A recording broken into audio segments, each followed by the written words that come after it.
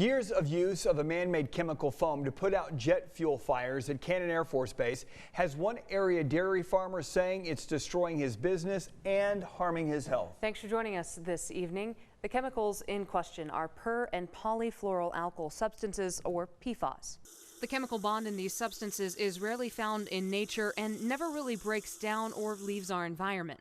PFAS have been used in industrial and consumer products since the 1950s.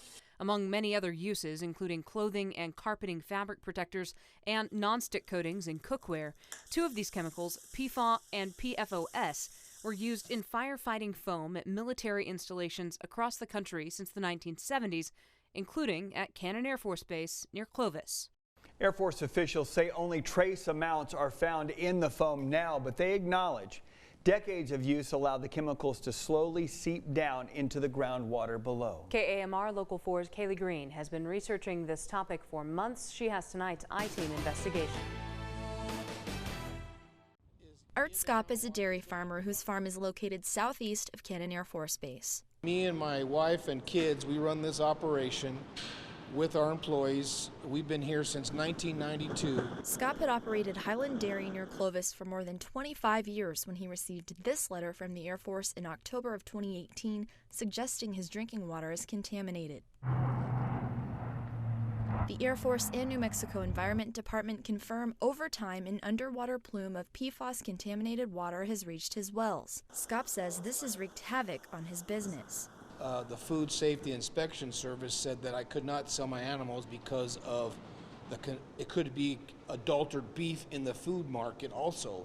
So the packing houses don't want to buy my cows, the milk plants don't want to buy my milk, and for food safety reasons, we are not selling the cows or selling the milk. In 2016, the EPA issued guidance setting the maximum amount of PFAS exposure for humans at 70 parts per trillion, but it has not yet established enforceable drinking water standards. According to Scop and an environmental expert he hired, some wells on his land have been measured at well above the EPA guidance. Sample results given to us by the New Mexico Environment Department show one dairy supply well had more than 1,600 parts per trillion, PFOS and PFOA combined. Another nearby well closer to the Air Force Base had the highest concentration at more than 14,000 parts per trillion. That's more than 204 times the EPA standard. So we learned in the 90s and the 2000s that making chemicals that were extremely persistent was not a good thing for our bodies or for the environment. Dr. Linda Birnbaum, director of the National Institute of Environmental Health Sciences and the National Toxicology Program, has led the charge on understanding PFAS and how they affect humans. She testified before the Senate last September on the health effects associated with human exposure to PFAS. Everybody in the United States has PFAS in their body. But Scop claims blood tests show his levels are much higher than the EPA recommended exposure level. So I have 8 times the limit in my body. Is that healthy? I don't think so. We don't know what the consequences are. We're hoping for no consequence. But Dr. Birnbaum says there are studies that associate PFAS exposure and illnesses. She notes that actually proving the PFAS caused a particular illness is difficult. There's evidence for kidney and testicular cancer. There's clear evidence for impacts on the immune system. There's impacts on lipids and cholesterol levels. There's some evidence for impacts on the liver as well. And there is data suggesting that there can be, showing associations with preterm birth, birth weight of babies. Scop's lawyers have filed a civil lawsuit in New Mexico's U.S. District Court against 7 PFAS and foam manufacturers. Scop's attorney, Tate J. Kunkel, claims the defendants failed to properly warn the Air Force about their products. They knew it caused health effects. The stuff's never going away. And they elected to sell it and put it in firefighting foam that they knew was going to go across the country, not just the Air Force bases, and never told one firefighter, never told anyone. We have reached out to each company listed as defendants in Scop's lawsuit against foam manufacturers. At this point, only 3M has responded. Their statement reads, 3M cares deeply about the safety and health of New Mexico's communities. 3M acted responsibly in connection with products containing PFAS and will vigorously defend its environmental stewardship. Since October 30th, we've been dumping our milk because milk is very strictly regulated, and we do not want that in the food supply. We had 40 employees and 40 families. We are down to 6 employees. Scott says unless the Food Safety Inspection Service will allow him to sell his cows, he will be forced to euthanize them. You have it in the groundwater to an irrigated field or directly drank by a dairy cow, and then into the milk, which is either sold as milk or into cheese, and who knows what else, and then distributed across the country.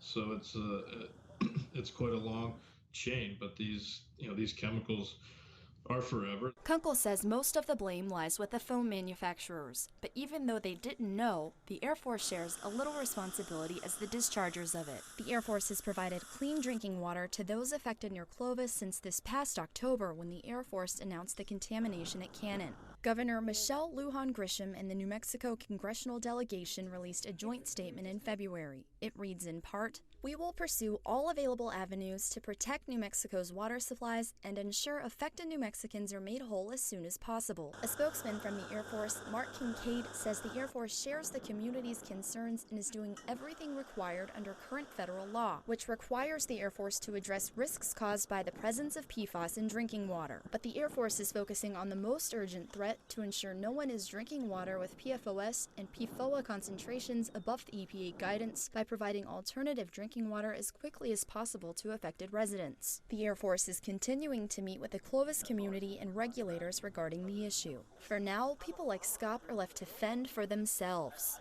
The New Mexico Environment Department issued a notice of violation to Cannon Air Force Base on November 30th with 2 stipulations.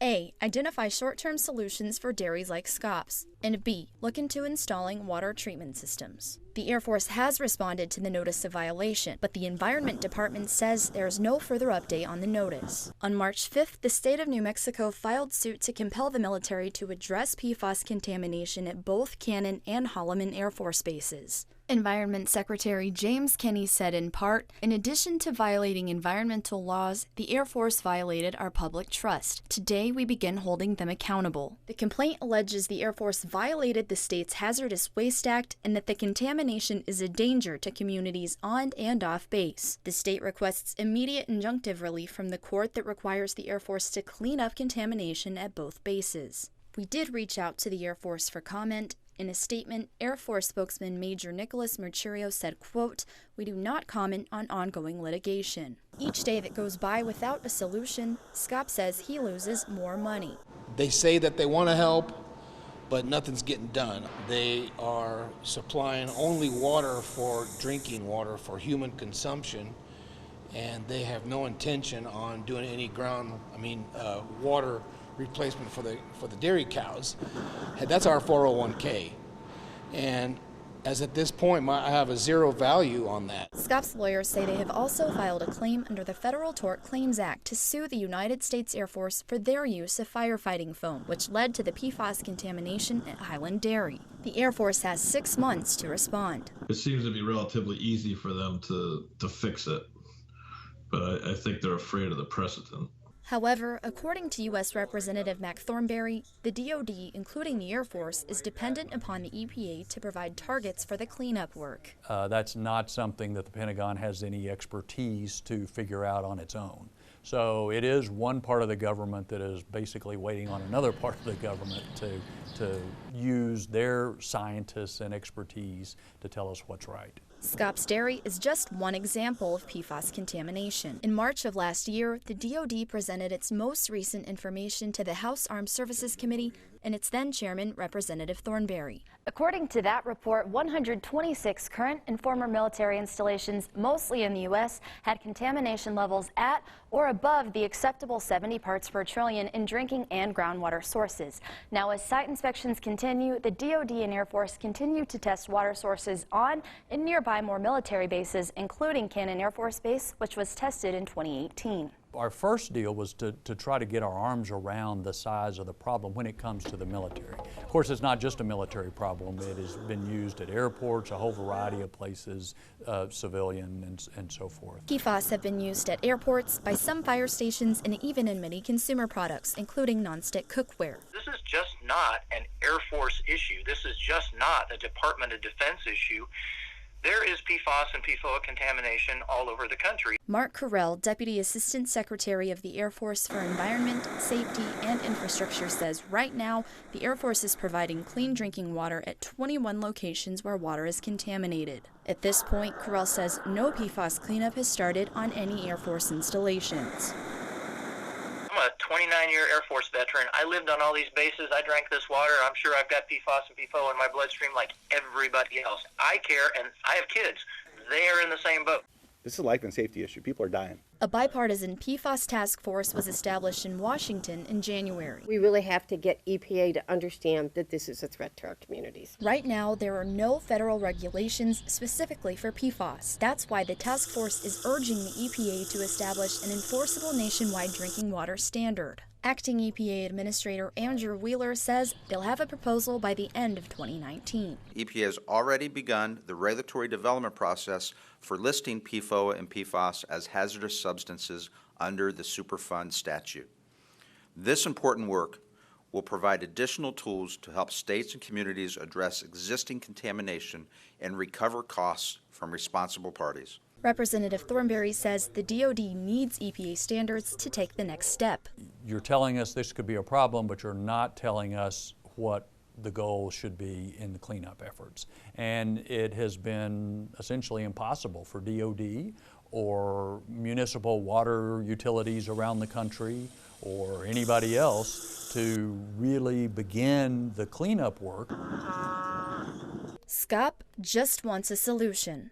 In New Mexico, water is life. In West Texas, water is life. Without water in our groundwater, that we cannot farm, we can't have animals, and we can't survive without water, good water.